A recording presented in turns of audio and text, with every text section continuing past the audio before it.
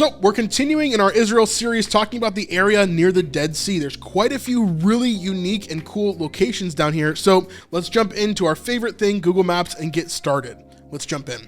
Here we go. So first off, obviously we got to jump towards Israel and towards the Dead Sea. As we know, the Sea of Galilee to the north, the Mediterranean to the west, and the Dead Sea to the east of Israel over here, bordering the Jordan, basically. Not the Jordan River, but the country of Jordan. So we have here the Dead Sea. Obviously, we've talked about this quite a bit. We've talked about Masada. We've talked about... Nope, that's pretty much it. So now we're going to jump into another city, which is En Gedi. It's not actually a city, it's a location that's here. This is one of the most beautiful locations in all of Israel. It's really amazing. Now, while the Sea of Galilee has so much greenery, it has so many beautiful mountains, has so many beautiful plants and different things like that, you can see there is still a lot of dry area here, right? There's still a lot of areas where there's rocks and sand and stuff like that, but not too much. Now, down near the Dead Sea, everything is literally dead, right? There's nothing that can live in the Dead Sea. There's not a lot of plants. There's not a lot of vegetation. There's not a lot of wildlife. It's just desert with rocks and sand, and that's pretty much it. Like, if we look at Masada, as we talked about previously, this is just a big giant rock of sand and rock, right? And you can see around it, it's just desert everywhere except for the Dead Sea. However, there is one location in Israel that is so beautiful, right? And it's because it's an oasis in the desert, and that is En Gedi. And as we look at En Gedi here, there's a couple of different, hotels and different things that kind of happen here. But En Gedi is one of the most beautiful locations in Israel, not just because it's beautiful itself, but because its beauty amidst this desolate area. As you look around in the desert, there's nothing to see. There's just sand everywhere, rock everywhere. And while it's beautiful in its own way, it's missing life. And so when you enter into En Gedi, it changes your perspective on everything. And make sure you stick around to the end, because we're going to talk about why this location is such a awesome biblical location as well. Okay, let's show you some pictures of this place. Here's En Gedi, and of course you can tell it's a beautiful oasis. There's like trees, there's palm trees, there's ferns, there's growth, there's waterfalls. It's literally like you just go to this crack in the wall in the middle of the desert, and there's just beauty everywhere. It's very, very cool. This is how you'll normally see it when you're in Israel. A lot of people kind of sitting around at these pools, either dipping in or swimming. You see little kids swimming. Everybody, you kind of go on a small little hike up this area, and you begin to see different tourists and different things depending on the time of year and everything that you go. And here is kind of how it's laid out on a map here, the En Gedi Nature Reserve.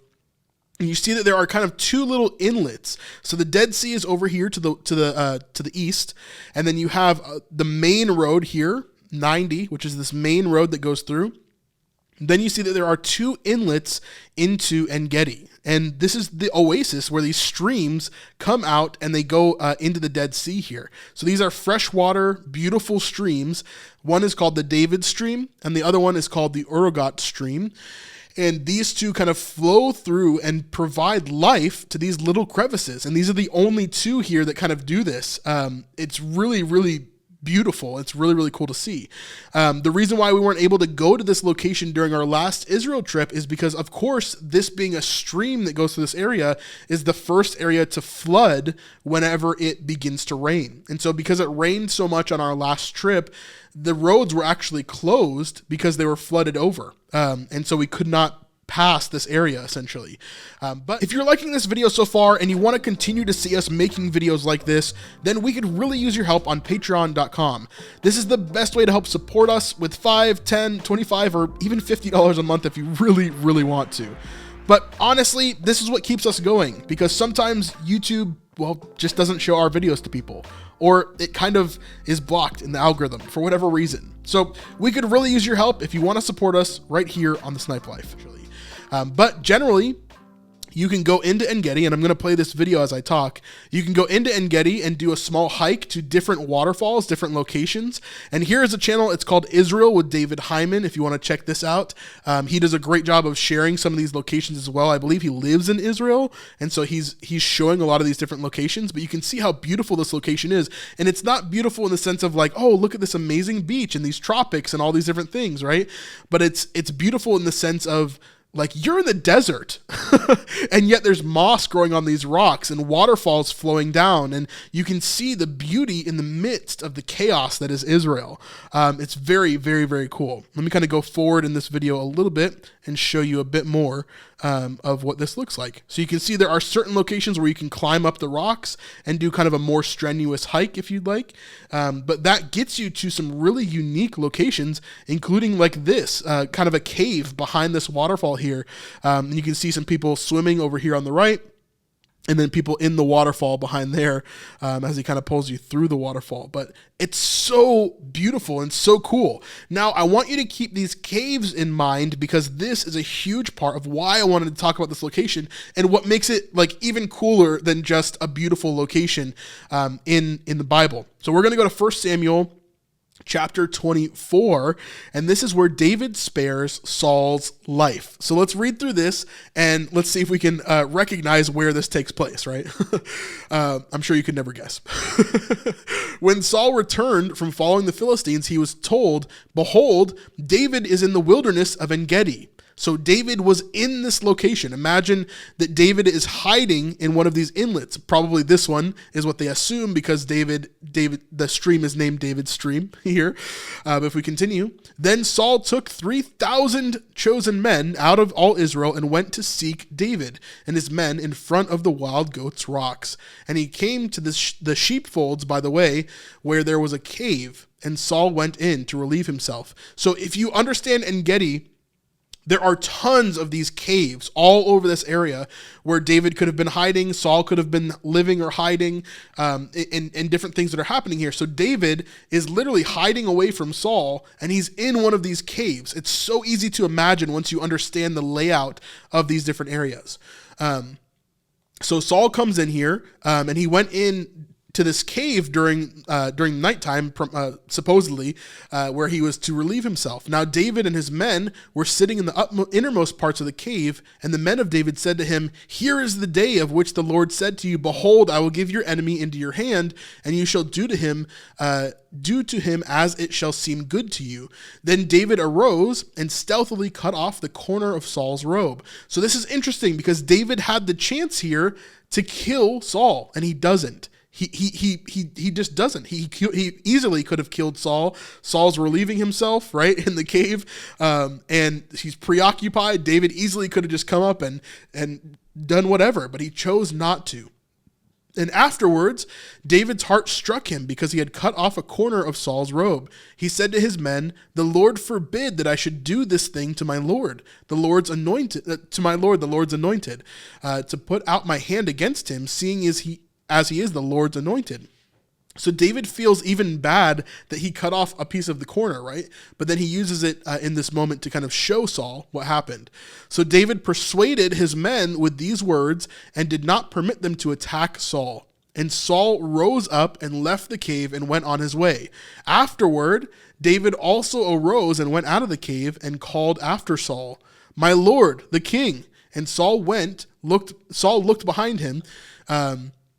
When Saul looked behind him, David bowed with his face to the earth and paid homage. And David said to Saul, "Why do you listen to the words of men? Why do you say, Behold, David seeks your harm? Behold, this day your eyes have seen how the Lord gave you today into my hand in the cave. And some told me to kill you, but I spared you. I said, I will not put out my hand against my Lord, for he is the Lord's anointed. See my father, see my father." Again, this is like an endearing thing, right? He's like, see my father.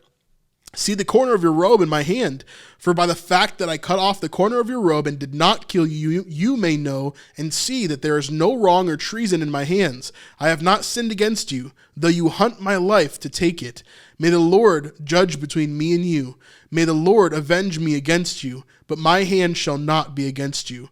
And then he continues on. So this is the location where that happened. So imagine seeing all of these different caves, right? All of these different moments where Saul could have been in this cave right here, right? Relieving himself, and David could have cut off his robe right here. It could have happened anywhere in this location, but this is En Gedi. This is the place where we know that David hid out here away from Saul. And yeah, it's really, really cool. But of course, this makes sense, right?